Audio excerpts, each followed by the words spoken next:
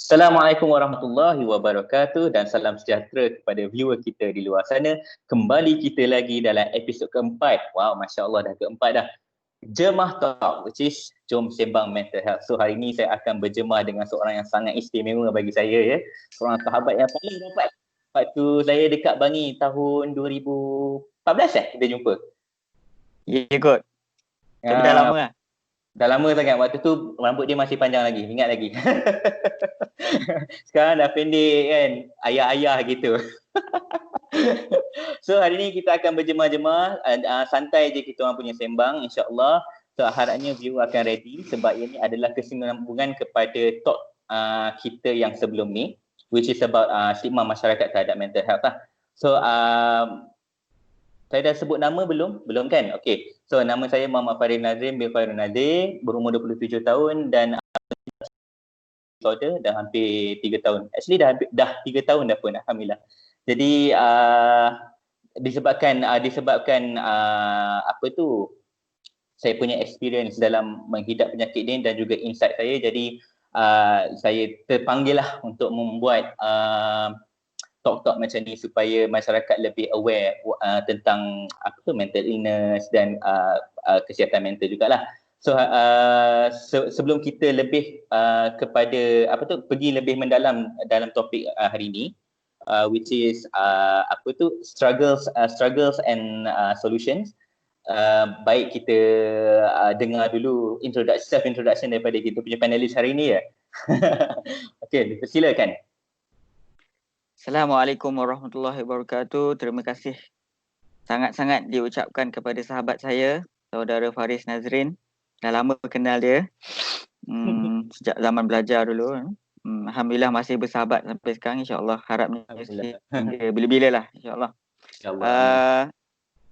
Alhamdulillah, seorang yang saya sangat kagumilah kerana kekuatan dia dan jihad dia, dan semoga kita doakanlah semoga saudara Faris ni dia kuat, kental, cope dengan segala ujian-ujian dan akhirnya supaya the ultimate goal adalah supaya kita nak masuk syurga kan.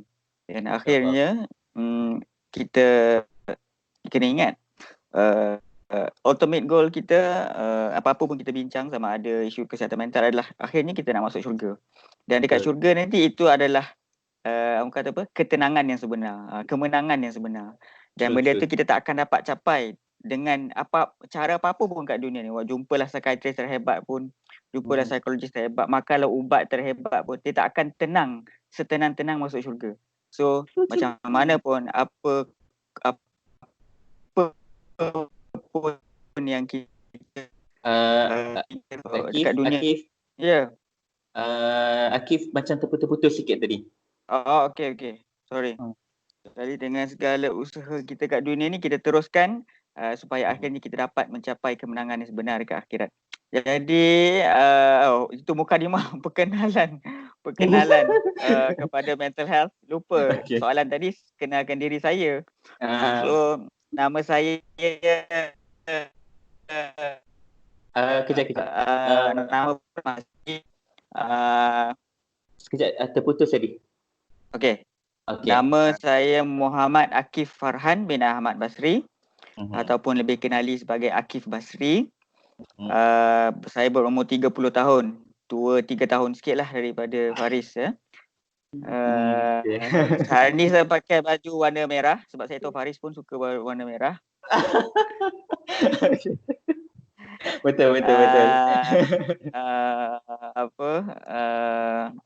Dan saya bekerja sebagai seorang clinical psychologist di Klinik Psikologi Azlina yang terletak di Bandar Bukit Mahkota.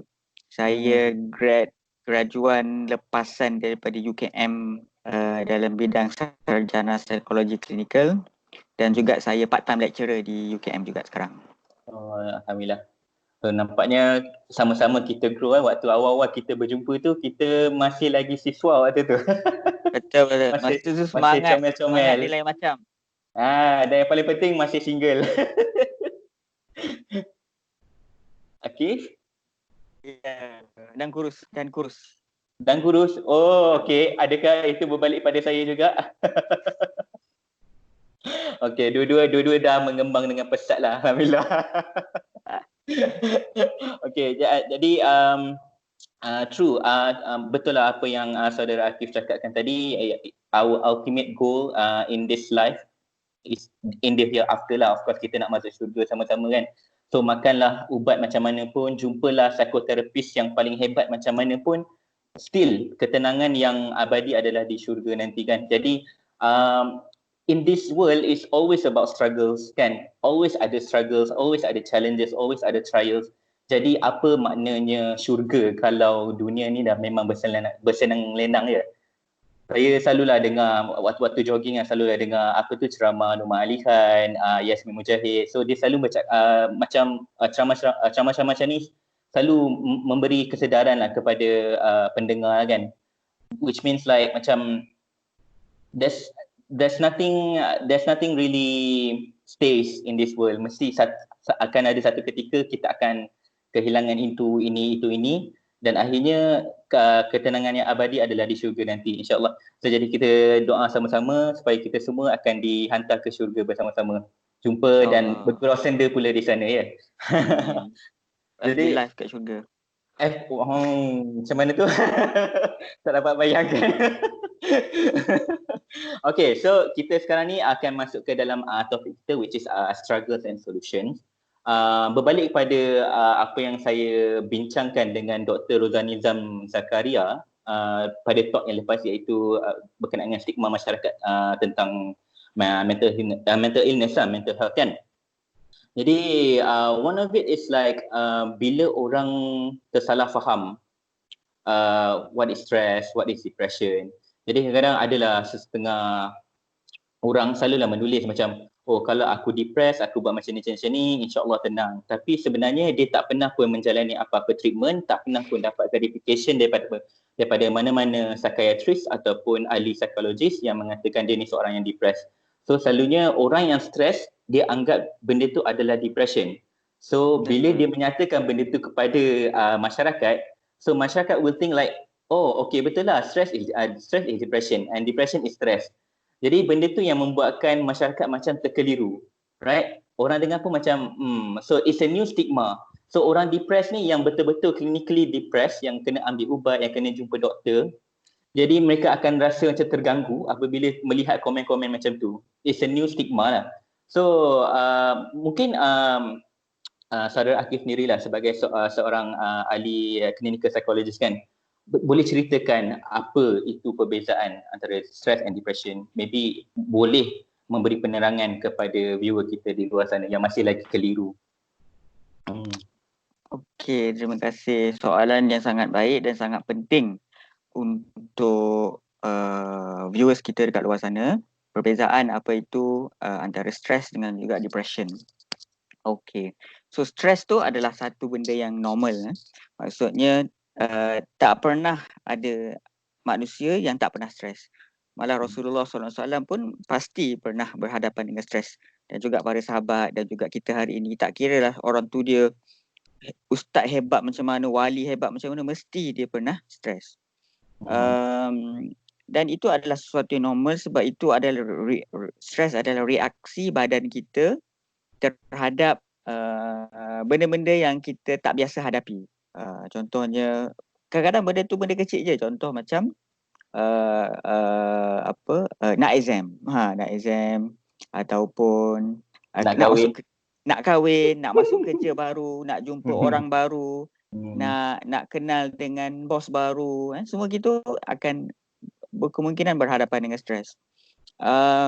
Ada beberapa perkara yang perkara yang boleh mengawal stres kita. Salah satu adalah how far kita faham atau kita jangka kita boleh mengawal faktor stres tu. Kalau kita rasa faktor stres tu kita tak boleh kawal, stres tu sebenarnya dia lagi tinggi. Tapi kalau faktor tu kita rasa dalam kawalan kita sebenarnya lebih relax. Contoh, tugasan atau assignment yang kita diberi sangat banyak kan. Kita dah prepare, kita tahu minggu ni nak siapkan ni, minggu depan nak siapkan ni, lepas tu nak siapkan ni. So bila benda tu semua walaupun dalam kepala kita je, tapi sebab kita berada dalam keadaan kita boleh kawal benda tu, kita tak berapa stres sangat. kita tak berapa stres sangat. Tapi kalau benda tu kita rasa macam di luar kawalan kita, kita tak tahu macam mana nak buat. Kita mengalami jalan buntu, tak reti. Tak tahu nak tanya siapa. Banyak sangat rasa tak cukup masa. Itu akan menambah-nambah lagi stres. So, how far kita think that benda tu dalam kawalan kita, itu akan mempengaruhi juga stres tu. So, stres tu adalah normal dan sebenarnya penting untuk kita go on dalam kehidupan. Malah penting untuk kita succeed dalam kehidupan. Kita kalau tak ada stres, kita memang tak ada buat apa-apa. Maksudnya kita tak akan jadi produktif, kita tak akan berjaya. Dia tidak dia akan menjadi negatif untuk kita. Kita terlalu jadi layback ataupun lackadaisical kan. Tapi bila dengan stres kita akan lebih boleh mengejar impian kita, boleh mengejar potensi diri kita. So stres tu dalam tahap sederhana adalah penting dan diperlukan. Tetapi stres apabila dia jadi chronic stress. Okey, bila chronic ni, bila kita sebut chronic, biasa orang ingat chronic ni teruk ataupun severe critical. kan. Critical. Tapi sebenarnya chronic bermaksud berpanjangan kan. Stres yang berpanjangan.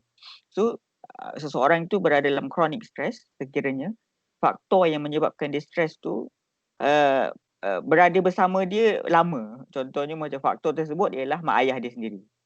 Ataupun faktor tersebut adalah bos dia sendiri. Ataupun supervisor dia, ataupun kawan baik dia, ataupun housemate dia, ataupun pasangan dia.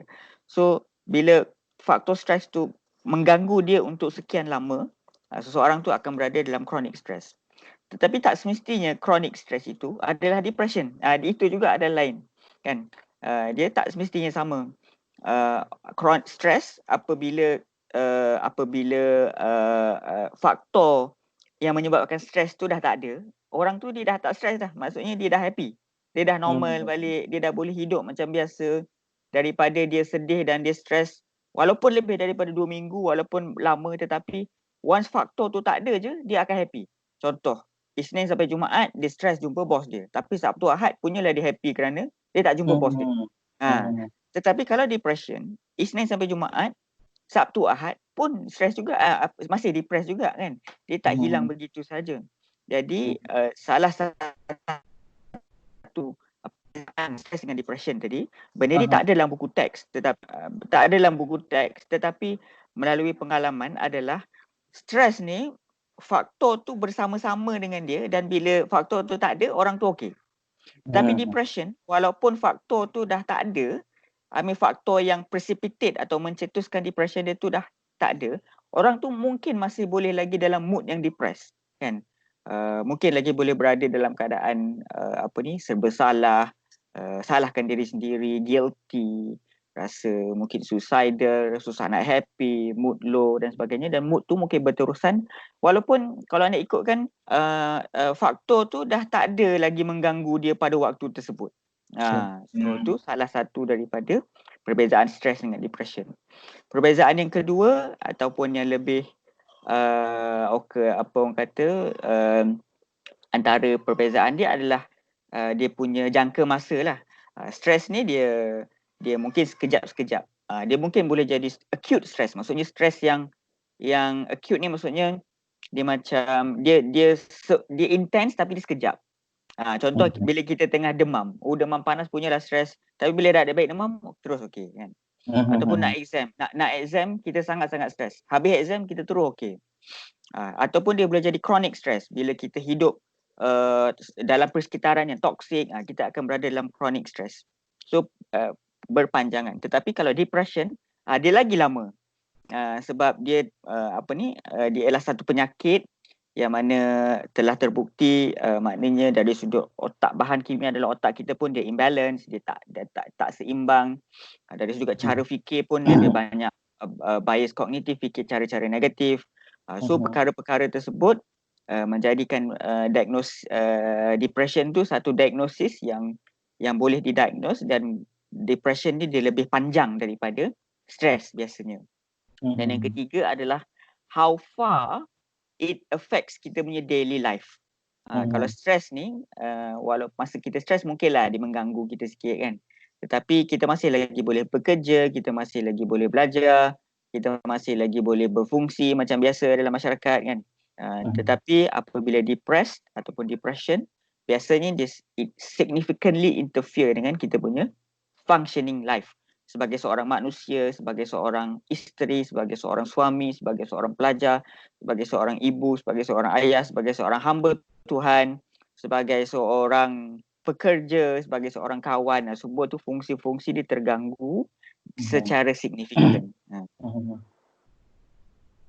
Okay, so tertarik dengan apa yang Akif cakap berkenaan dengan stres yang ada, yang benda yang kita boleh manage disebabkan memang it is like within our capacity, dan ada juga yang memang kita macam this is something new, so macam kita akan rasa stress and akhirnya akan membawa pada chronic stress jika tidak di handle tidak diurus dengan baik, kan. Jadi itu perkara yang penting dalam sesi kita pada kali ini, pada viewer kita di luar sana. Jadi apabila kita merasakan stres dan kita rasa tak tahu nak buat apa dengan stres tu, meaning that we have to seek help. Jangan rasa macam pandai-pandai aku lah nanti nak cari macam mana kan semua kan. So biarlah aku dalam stres, nanti eloklah nanti kan dengan sendiri kan. So that is not true. Even stress people pun perlukan bantuan. Jadi macam awal-awal saya cakap tadi kan Akif, saya bercakap tentang orang yang stres selalu memberi stigma kepada orang yang depressed. Maknanya macam orang yang depressed ni, mungkin kau stres je, that's why kau rasa depressed tu kan. Tapi dia tak faham apa itu depression. Tapi bagi orang yang depression, dia mungkin rasa kesakitan tu, rasa macam tak boleh nak go on dengan kehidupan, and rasa tertekan, rasa macam diri dah tak berguna kan. Dan selalunya apa yang saya lihat apabila ada seseorang yang memang mengalami chronic stress kan, macam dia perlu tempat mengadu ke apa ke, selalu saya akan terbaca lah dalam Facebook di mana orang depressed ni, orang yang memang clinically depressed, dia akan belittle orang yang ada chronic stress, and that is a stigma towards stress also. Jadi benda itu pun sangat tak sihat dalam masyarakat kita sebenarnya. Even depressed people pun perlu memberi bantuan kepada orang yang stres. Cara dia orang nak, maybe tak, mungkin kita sebagai orang yang depressed, mungkin kita bukanlah taklah sebagus psychiatrist ataupun sebagus ahli clinical psychologist, tapi at least kita boleh lending apa orang kata shoulder to cry on, ataupun lending an ear to listen kan. So that is how we help each other, stress and depressed people. So don't think that stress is macam ni benda kecil, you can handle it on your own. So even stressed people pun need help, kan? Betul tak? Betul. Alright, so sekarang ni kita bercakap tentang dua golongan kan, stress and depressed kan. Selalunya bila kita dengar luahan hati orang, kita akan macam okay, dia ni ada depression ke stress selalunya jawapan yang selalu saya bagi adalah kepada orang yang selalu mengadu pada saya lah, kan, adakah ini stress atau depression? Okay, first saya akan cakap buat DAS online dulu, test DAS online tu, depression, anxiety and stress. What is another S tu? Lupa dah. Scale. Scale. Saya cakap buat DAS online tu, and then pergi ke klinik kesihatan untuk dapatkan referral letter, dan kemudian ke hospital yang terdekat untuk berjumpa dengan psychiatrist, so that psychiatrist boleh verify whether you are depressed or not, kan? Jadi itu that is the common answer that I will give to a person who talks about their stress or depression kan. Tapi saya macam tak pernah pula bagi jawapan yang melibatkan ahli psikologi klinikal kan. Mungkin Akif boleh ceritakan apa perbezaan antara psychiatrist and clinical psychologist. Maybe macam ada orang tu pernah pergi berjumpa dengan ahli psikologis, so dia macam dalam mindset dia mungkin ahli psikologis boleh prescribe dia ubat ke apa ke, and mungkin jumpa dengan psychiatrist, mungkin dia kata macam okay, this is where I would get my psychotherapy ke apa ke. So maybe you could tell the difference between those two people, since you are in clinical psychologist field kan. Okay, soalan yang baik. So secara dasarnya psychiatrist adalah medical doctor kan. Dia belajar medik 5 tahun. Kemudian dia kena jadi medical officer, kalau tak silap dalam 2 ke 3 tahun macam tu. Kemudian baru dia boleh eligible untuk apply untuk jadi specialist selama tak ingatlah berapa tahun lagi, tak pasti. So to line medical doctor. So psychiatrist, pakar psikiatri memang adalah medical doctor dan kita panggil dia doktor. Jadi dia boleh prescribe medication dan boleh bagi ubat. Tapi clinical psychologist, dia punya root dia, akar dia adalah psikologi, bukan psychiatry. Jadi dia bukan guna medical model tetapi dia guna psychological model. Okay. So dia mesti dia okay, kalau daripada sekolah tak kisah pun dia ambil bidang apa, SPM, bidang apa, science stream ke, account ke, tak kisah. Tapi juga masa dia masuk diploma ke, dia masuk asasi ke, matrix ke, STPM pun tak kisah, asalkan dia skor tinggi dan kemudian degree dia ambil bidang psikologi. Bila degree dia ambil bidang psikologi dan dia lulus dengan baik, dia eligible untuk apply untuk jadi clinical psychologist. Okay, satu bidang yang masih tak ramai dekat Malaysia dan tak banyak universiti yang tawarkan bidang ni, sebab tu tak ramai sangat clinical psychologist dekat Malaysia. Okey, jadi perbezaan pertama dia adalah dari sudut bidang tu sendiri, dia berbeza psikiatri dengan psikologi. Dan yang kedua adalah dia punya servis yang ditawarkan. Psychiatrist dia boleh prescribe medication, clinical psychologist tak boleh prescribe medication. Okey. Tetapi itu perbezaan ni. Sebenarnya ada lagi banyak persamaan berbanding perbezaan. Okey. Jadi persamaan dia psychiatrist dan clinical psychologist dia berjumpa patient yang sama. Okey. Dia boleh berjumpa semua jenis patient yang dikategorikan dalam kecelaruan psikologi ataupun kecelaruan psikiatri. Sama ada daripada depression ke, bipolar ke, schizoaffective ke, schizophrenia ke, personality disorder, borderline, OCD, panic disorder, Alzheimer, dementia, semua tu yang berada dalam DSM-5 ataupun kita panggil DSM-5 ni kita punya kitab psikologi lah. So semua disorder tu kita berjumpa dengan patient yang sama. Okey. Cumanya sedikit dia punya perbezaan. Kalau psychologist dia buat assessment tu dia lagi detail. Maksudnya assessment tu dia punya ambil history dia punya assessment konteks dia punya assessment, dia punya jenis-jenis tools yang digunakan, dia guna neuro assessment, dia guna IQ test, dia ada assessment yang panjang dan detail yang kadang-kadang ambil masa berjam-jam nak siapkan. Okay. Okay. Psychiatrist kadang-kadang assessment dia lebih simple lah, dia lebih lebih pendek macam tu. Okay. Okay, dua-dua clinical psychologist dan juga psychiatrist bekerjasama untuk buat diagnosis. Dua-dua clinical psychologist dan juga psychiatrist juga boleh buat psikoterapi. Cumanya kebanyakan waktunya yang buat psikoterapi, kerana psikoterapi adalah satu yang memerlukan masa yang panjang kan. Setiap kali jumpa mesti at least sejam. Atau minimum mesti kena sejam lah. Dia tak boleh kurang daripada sejam. Sebab baru nak mula nak luar tak dah habis masa. Takkanlah nak mula psikoterapi macam tu kan. Jadi dua-dua boleh buat. Maksudnya psychiatrist, clinical psychologist insya-Allah boleh buat psikoterapi. Dan psikoterapi ni pun ada banyak jenis. Mungkin lagi kita akan pergi lebih lanjut. Tapi biasanya clinical psychologist yang buat psikoterapi kerana psychiatrist perlu berjumpa dengan pesakit yang lebih ramai dan dia tak cukup masa.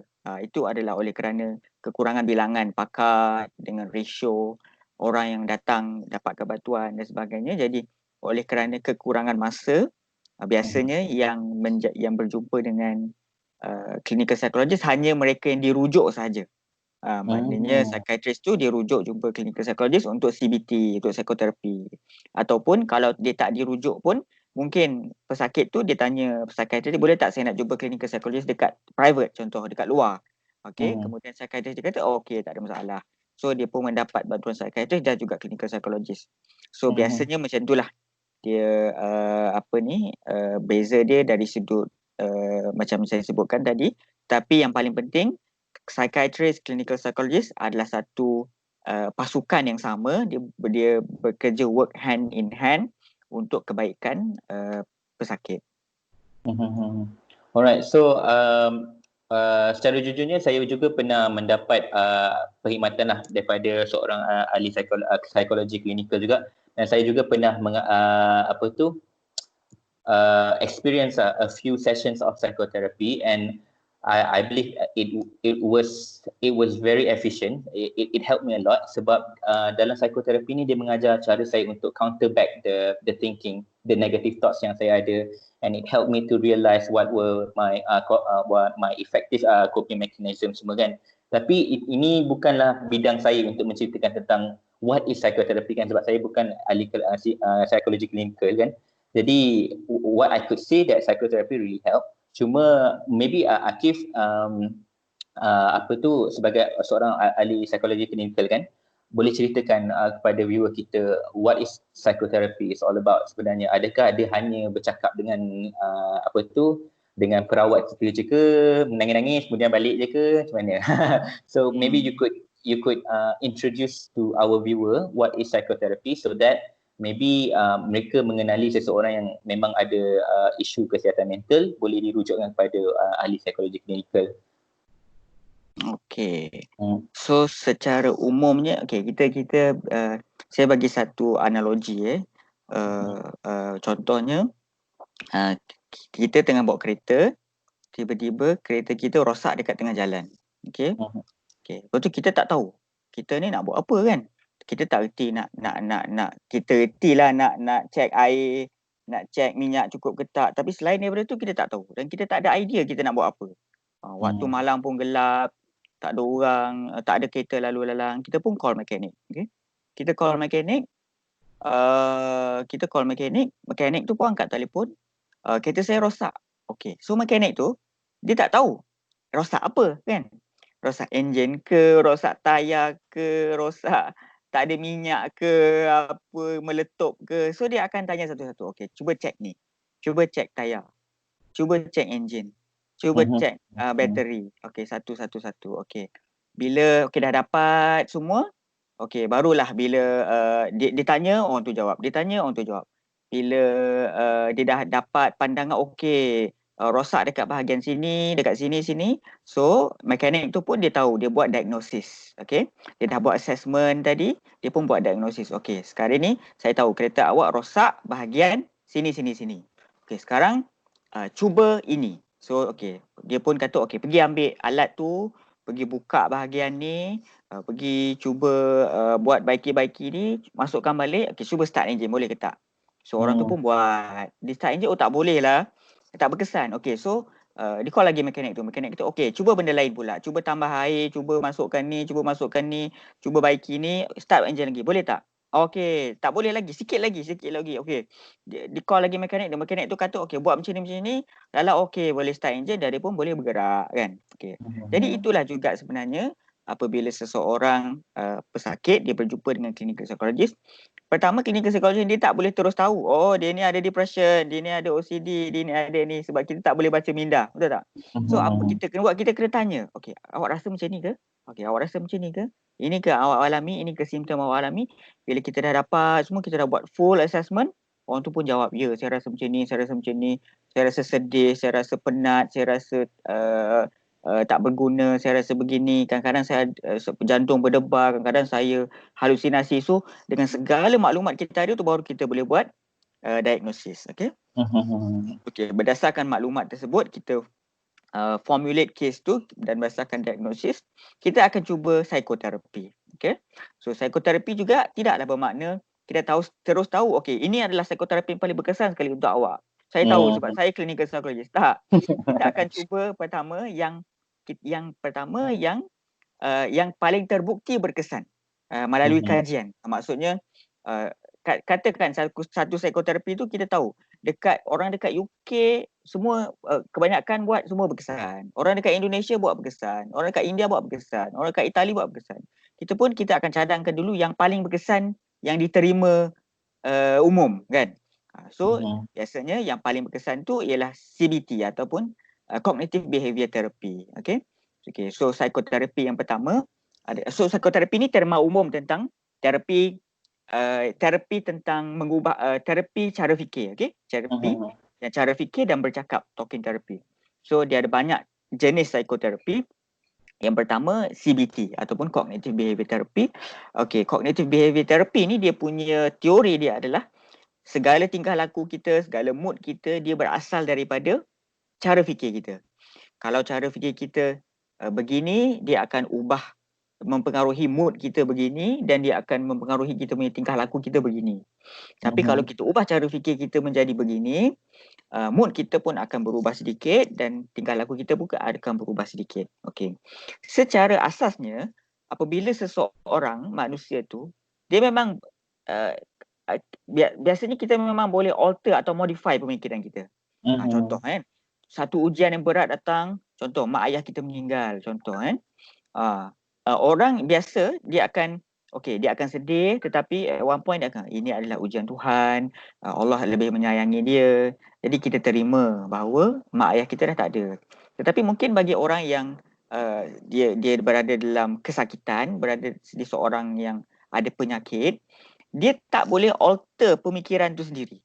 Maksudnya dia sentiasa sedih, mak ayah aku dah tak ada, aku ni dah tak ada apa, dah tak boleh bergantung harap, baik-baik aku mati saja. So apabila dia sendiri tak boleh modify pemikiran dia, CBT akan bantu dia modify pemikiran dia. Sebab dia tak boleh buat benda tu secara automatik dalam kepala dia, kita kena buat dalam bentuk diary ataupun dalam bentuk jadual. Mungkin siapa yang pernah pergi CBT dia tahu, dia akan kena buat homework, tulis jadual kan. Tarikh, masa, apa dia fikir, apa dia rasa, berapa peratus apa yang dia rasa, apa pemikiran lain. Kemudian bila dia fikir pemikiran alternatif, apa pula dia rasa, apa pula dia buat. Semua benda tu dia kena tulis dalam bentuk carta kan.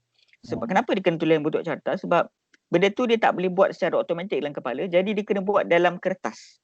Dan bila dah biasa praktis buat atas kertas dalam bentuk menulis, lama-lama praktis tu supaya dia boleh modify sendiri dalam kepala dia tanpa kertas lagi dah. So itulah asas kepada CBT ni. Kita nak ajar dia macam mana dia boleh alter atau modify pemikiran dia yang tidak membantu kepada pemikiran yang boleh membantu, dan dia akan dapati dengan ubah pemikiran tu sikit sebanyak akan membantu ubah mood dan juga tingkah laku dia. So itu asas kepada CBT. Tapi katakanlah ada setengah orang dia tak sesuai dengan CBT. Memang kita akui bukanlah satu psikoterapi itu sesuai untuk semua orang, tak. Ada setengah orang dia mungkin cara dia berbeza, dia malas nak buat homework, dia tak berapa nak proaktif, dia tak berapa nak ada insight sangat kan. So mereka yang tidak ada insight, yang tidak mungkin dia tak berapa larat lah nak buat homework kan.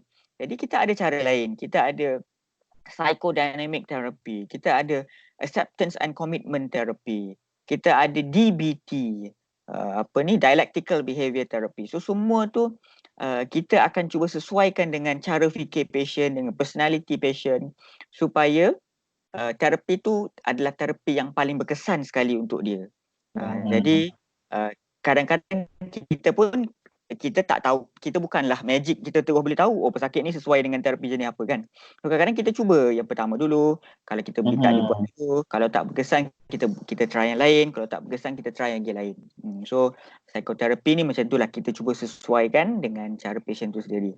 Tetapi satu point yang saya rasa penting adalah psikoterapi sangat berkait rapat dengan hubungan terapeutik di antara pesakit dengan psikoterapis dia ataupun dengan psikologis tersebut ataupun terapis tersebut kan. Hubungan tu bila dia terapeutik, maksudnya patient tu dia selesa dengan doktor dia atau psikologis dia, psikologis dia pun selesa dengan patient tu, jadi dia akan lebih mudah untuk dia improve bila hubungan tersebut baik. Tetapi kalau pesakit tu dia kadang-kadang, bukanlah salah sesiapa, tapi ada setengah orang dia prefer perempuan. Perempuan dia prefer perempuan, tapi dia dapat psikologis lelaki, so dia tak berapa nak boleh open up, dia ada malu-malu sikit. So bagi saya, kita kena usaha mencari terapis yang paling sesuai dengan kita, dan tidak salah untuk kita cari terapis yang sesuai, sebab hubungan terapeutik di antara kita dengan terapis tu penting untuk pemulihan kita. So bila Aki bercerita tentang psikoterapi, khususnya tentang CBT kan, jadi mengikut pengalaman saya lah, bila saya sendiri yang menjalani bolehlah undergo that CBT kan. Jadi memang it is an eye opening sebenarnya. Memang ada cara sebenarnya untuk kita counter balik kita punya pemikiran. Dan saya teringat lagi memang psikoterapis saya memang suruh saya tulis dalam worksheet semua kan. Ingat lagi waktu tu dah lah baru habis college, dia pun kena ada worksheet lah. Dia rasa macam student boleh. Tapi itu untuk kebaikan kita jugalah kan. Dan saya ingat lagi waktu tu Akif belum lagi menjadi seorang clinical psychologist kan, tapi dia macam Faris, what if you do this, what if you do that, menulis semua kan. So somehow dia macam menulis pun membantu. Jadi when I undergo that a few session of CBT tu, saya rasa macam okay, I know what to do if I had this kind of negative thoughts kan, apa perlu buat bila datang symptom tu. So saya start menulis, and daripada menulis tu saya learn a new effective coping mechanism, which is melukis, doodling, buat komik semua kan. Jadi disebabkan komik-komik tu, lukisan-lukisan tu lah isteri saya jumpa saya, wek. Dan dia jatuh cinta. Terapi maknanya coping skill menyebabkan Faris jumpa jodoh. Dia macam rupanya boleh jadi salah satu platform juga untuk mencari jodoh. Boleh melukis. Jadi alhamdulillah lah, disebabkan lukisan-lukisan tu somehow terlintas lah dekat FB isteri saya, dan kemudian akhirnya berkahwin jugalah, dan alhamdulillah lah dah 2 tahun. Jadi itulah macam mana how psychotherapy helps us. Dia membantu kita untuk overcome the symptoms when it comes lah. Dia tak adalah nak katakan okay, once you go into psychotherapy dia terus hilang the symptoms all gone macam tu. No, dia bukannya magic pills. We still feel the symptoms, tapi somehow we can overcome it. We embrace the symptoms first, and then we can find out the solutions on how to cope with the symptoms, on how to live with the symptoms. Dia tak adalah macam okay, after I take pills daripada psychiatrist and then go psychotherapy dengan a clinical psychologist pula, and that's it, no more schizophrenia. It doesn't work that way sebenarnya. It helps us to cope sebenarnya. It helps us to learn our own coping mechanisms after kita jalani a few session of psychotherapist kan. Jadi alhamdulillah lah, lepas saya berjumpa dengan clinical psychologist waktu tu, and then juga berjumpa dengan psychiatrist. So both of them being a good team. So and somehow macam saya sendiri bolehlah macam create my own coping mechanism, melukis, menulis, exercise, window shopping, just to to help me to cope with the symptoms kan. So maybe Akif sendiri boleh ceritakan sedikit tentang coping mechanisms. What does it mean by coping mechanisms? Okay, so memang dalam bila kita telah diuji dengan satu penyakit mental, kita memang wajib untuk mencari coping skill kita sendiri. Dan itu adalah satu kemestian. Sebab dia itu yang paling penting sebenarnya. Bagi saya itu paling penting berbanding makan ubat, berbanding pergi terapi. Semua penting, tetapi yang paling penting sekali adalah coping skill kita ketika benda tu betul-betul berlaku, apa kita nak buat. Waktu tu kita dah tak sempat nak makan ubat, waktu tu kita takkan nak jumpa appointment lagi 2 minggu kan. So waktu tersebut terjadi, bila negative thoughts tu jadi, bila kita tak boleh tidur, bila kita trigger, waktu itulah coping skill tu yang kita dah belajar tu, waktu tu kita nak practice dan amalkan, dan that makes a difference. Kan? That makes the biggest difference. Waktu kita dah belajar satu skill, teknik coping skill, dan kita amalkan at the right time. Itu yang akan menyebabkan perbezaan yang besar dalam hidup kita. So kalau orang tu dia tak ada coping skill tu, dia memang kena cari, dan coping skill tu adalah berbeza ikut setiap orang kan. Yes. Okay. Dan orang tu memang perlu mencari dia melalui trial and error. Memang kita ada beberapa dari sudut profesional, kita akan sarankan dulu coping skill yang yang evidence based, maksudnya yang terbukti berkesan. Contohnya cara bernafas, cara exercise yang betul, cara pergerakan muscle ataupun kita panggil progressive muscle relaxation yang betul, tidur yang betul, tidur yang sihat, pemakanan yang sihat. Jadi kita akan yang asas-asas ni kita akan cuba pastikan diamalkan dulu, okey. Tetapi tidak semestinya itu sahaja. Kadang-kadang ada setengah orang yang dia memang dia punya skill dia yang dia punya skill yang berkesan untuk diri dia. Contoh Faris sendiri melukis, menulis, kan? Itu adalah Faris punya mungkin coping skill tersendiri yang mungkin orang lain tak ada. Tetapi mungkin ada orang lain dia ada coping skill dia sendiri. Mungkin ada setengah orang coping skill dia mungkin ada satu ni coping skill dia satu je.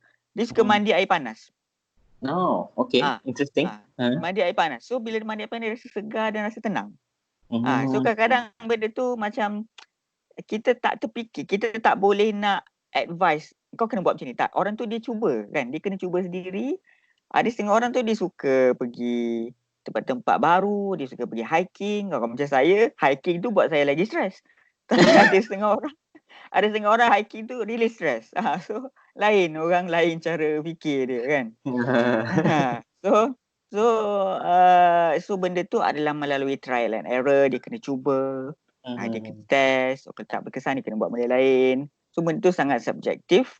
Tetapi dia adalah satu usaha yang berpanjangan, mengenali potensi diri sendiri, mengenali kekuatan, kelemahan diri sendiri. Lama-lama kita akan dapat tune benda tu. Saya percaya setiap orang bila dia dah dapat skill, coping skill tu, sebenarnya itu yang dia akan pegang sampai bila-bila, dan itu paling penting sekali, that makes a big difference dalam mental health dia. True. So memang saya setuju apa yang saudara Akif cakap berkenaan dengan coping mechanism ni ataupun coping skill ni, dia tak apply to not certain coping skill tu apply to all kan. Maksudnya kalau orang ni coping mechanism dia adalah melukis, tak semua orang perlu melukis. So kadang itu yang membuatkan survivors di luar sana rasa macam stres. Aku dah cuba melukis, aku dah cuba menulis, asal tak jadi juga kan. So I'm sorry to say you have to find your own coping skill. So you have to learn. So sebenarnya hidup dengan penyakit mental ni adalah satu journey yang sangat panjang dan berterusan, dan wallahualam mungkin akan ada satu ketika yang memang kita rasa macam kita dah sembuh daripada penyakit dia, ataupun memang penyakit tu akan dibawa sampai mati. But it's a very very long journey, and coping mechanism kita sendiri pun tak semestinya on the first year of our diagnosis terus kita tahu apa kita nak buat kan. Jadi you have to learn. It's a like what life is a continuous learning process ke macam mana tak? Tapi saya alter sikit. Life with a mental illness is a continuous learning process. Sebab itu apa yang saya alami sendirilah. Okay, and then satu lagi adalah coping mechanisms ni, it has to be something that recovers you, bukannya something that harms you or other people. Kadang-kadang ada setengah orang yang suka mencederakan diri sendiri ataupun mengambil ubat-ubatan yang mengatasi dos yang dibenarkan, ataupun dengan alkohol ke apa kan. That is not coping mechanism. I'm sorry to say, even though it helps, no, I'm not going to say it helps you. Even though dia rasa macam okay, buat macam ni, somehow it leaves the symptoms for a while, tapi dia akan datang balik in a very negative way. It can harm you and other people around you. So that is not coping mechanism. That is a poison to you. So don't do that. Okay, don't do self-harming ke, don't do alcohol drinking ke, don't intoxicate yourself ke, whatever. So coping mechanism, remember this, coping mechanism supposed to help you in a very positive way. Okay, so that is my own take home message lah pada viewer kita di luar sana. So how about you, Akif? What is your take home message pada kita punya viewer? Okay, pada pandangan saya, saya rasa ramai di luar sana yang telah celik akal. Maksudnya dia dulu dia tak tahu tentang mental illness, dia mungkin tak tahu dia ada mental illness. Sekarang ni dengan segala maklumat yang ada, dengan segala kat Twitter, dekat Instagram, kat Facebook, kat Google, yang banyaknya video-video macam kita buat ni, ramai orang dah terbuka mata. Oh, okay. Aku mungkin ada mental illness, aku mungkin ada depression, mungkin ada anxiety, mungkin ada panic, mungkin ada social anxiety, mungkin ada OCD dan sebagainya. Tetapi to make that first step daripada dia dapat insight tu, to make that first step nak jumpa siapa, itu adalah langkah yang saya rasa satu langkah yang besar, a big step kan. Lepas tu mungkin dah lebih biasa sikit. Okay, dia dah biasa jumpa psychiatrist dia dah biasa jumpa psikologis dia, so tak ada masalah sangat kan. Tetapi to make that first step, saya rasa itu adalah orang kata dia kena buat, dia kena beranikan diri sikit. Dia kena dia kena tarik nafas, go. Dia memang satu benda yang macam okay, aku akan embrace this macam tu. So betul. ya kan. So take home message saya adalah go for it. Jumpa je. Start je. Pergi klinik kesihatan pun boleh, nak pergi swasta dulu pun boleh. Just start, ataupun nak pergi jumpa kaunselor dulu pun boleh, ataupun tak berani lagi just nak pergi program ceramah tentang kesihatan mental kan. Tengok psikiatris sudah jauh, dia cakap atas pentas, mungkin dia dah macam ni psikiatris rupanya, macam ni psikologis rupanya kan. Ataupun tak kisah, dia nak start dengan DM, contoh DM saya dekat Twitter. Memanglah saya tak akan bagi consultation online, tetapi at least dengan apa yang cerita tu saya baca, saya kata terima kasih kerana berkongsi, saya galakkan anda pergi dapatkan penilaian. Mungkin itu adalah first step dia kan. So step orang punya first step berbeza-beza, setiap orang punya motivation berbeza-beza. So kita sebagai orang yang nak memulakan tu, just go for it dan start anywhere pun tak apa kan. Start anywhere. Dan pandangan saya kepada orang sekeliling dia, cuba, saya rasalah kalau anda offer, okay, jom aku pergi, aku bawa kau, aku teman. Just teman ni dia satu powerful teknik yang buat orang tu okey lah, tak apalah, jom. Kan, sebab dia macam okey, dia berteman, so tak adalah dia pergi seorang, tak adalah dia takut seorang-seorang, fikir macam-macam. So bila dia ada berteman, orang bawa dia tu, at least ada nampak orang tu concern, at least segala susah payah dia akan kongsi bersama. At least stigma tu dia boleh share dengan kawan dia mungkin tak, kalau pergi berdua tak adalah malu sangat kan. So kalau dia tak tahu nak cerita apa, kawan dia boleh tolong ceritakan. So it's very powerful untuk kita offer, jom aku pergi teman kau, kita jumpa ni. Itu sebenarnya satu skill yang besar dan bantuan yang besar. So pada pandangan saya, kita mulakan langkah tersebut lah. Okay, thank you so much for the take home message, very powerful. Dan saya suka sangat yang part yang dan akhir tu, which is teman seseorang untuk pergi berjumpa kan. It is a very profound way untuk kita tunjuk pada seseorang yang sedang mengalami ujian sebegitu kan, yang bahawa ada orang care pasal dia, ada orang sayang pada dia. Jadi so dia akan memberi satu harapan kepada that person yang yes, I will recover insyaAllah kan. Jadi okay, thank you so much Saudara Akif untuk session kita pada pagi ini kau. Malam ni, ya Allah tersasul. Okay, terima kasih so much. Thank you so much Akif for being here tonight, and always thank you so much for being a very helpful friend back then and still being a very helpful friend. Memang saya respect dia dari dulu lagi, sebab dari dulu lagi dia selalu bantu saya dalam saya punya struggle. Ingat lagi kata-kata dia sebelum saya meninggalkan bumi university saya tu. Dan he said, Faris, you have a good insight. So macam okay, sampai sekarang ingat. So every time I made an achievement, I achieved something in life, so I will remember what Akif said to me back then. Dia kata, Faris, you have a good insight. So Alhamdulillah, dengan kata-kata macam tu pun it can save life sebenarnya. So Akif, thank you so much again for being here and for being a good friend. So insyaAllah akan panggil lagi. This is not the first and the final project that we have kan tonight kan. So saya akan panggil lagi insyaAllah on the next round. So alright, so viewer kita, I hope you can benefit something from this talk tonight. So insyaAllah kita akan berjumpa lagi. Assalamualaikum warahmatullahi wabarakatuh. Salam.